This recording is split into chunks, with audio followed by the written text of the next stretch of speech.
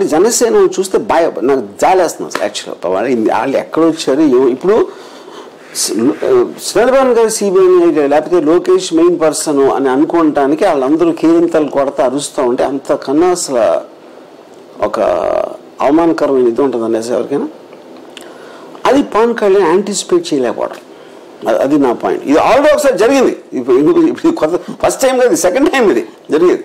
Exactly repeat of that is happening. అంటే ఇప్పుడు మీ ఆలోచనని మార్చేటువంటి స్థాయికి లోకేష్ ఎదిగాడు అనుకోలేము. ఎందుకంటే లోకేష్ ఎందుకు లోకేష్ పర్సనల్ ఇంటెలిజెన్స్ నాకు తెలియదండి. నేను ఎప్పుడు లోకేష్ గారిని కలవలేదు, నెవర్ స్పోక్ టు హిమ్.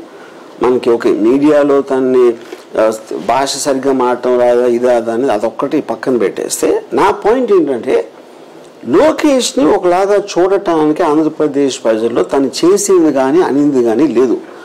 ఆయన రూమ్లో ఇంటెలిజెంట్ ఏమో నాకు తెలియదు, ఆయన స్టాన్ఫోర్డ్ ఎక్కడో ఏదో చదివాడంట, అది నాకు తెలియదు.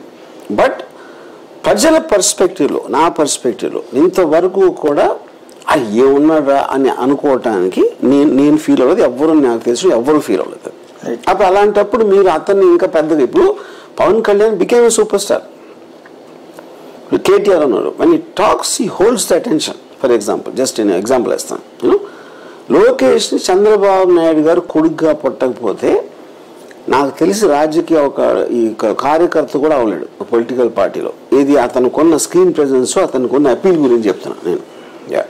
అంటే ఇక్కడ నేను ఆ మాట ఎందుకు అంటున్నానంటే, పవన్ కళ్యాణ్ ఒక మీరు చెప్పినట్టు స్టార్ ఇమేజ్ ఉన్న పర్సన్, లోకేష్ వచ్చేటప్పటికి వాళ్ళ నాన్న లాగానే, వాళ్ళ నాన్న కూడా ఎన్టీఆర్తో కంపేర్ చేస్తే నథింగ్. వాస్తవంగా ఆయన ఒక మాస్ హీరోని పక్కన పెట్టి పార్టీని తన చేతుల్లోకి తీసుకుని ఆయనకంటే ఎక్కువ కాలం నడిపాడు. కరెక్ట్. ప్లస్ ముఖ్యమంత్రిగా 2 టర్మ్స్ కంటిన్యూస్.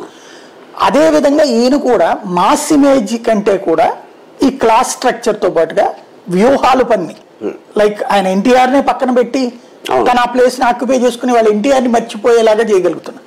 ఇప్పుడు పవన్ కళ్యాణ్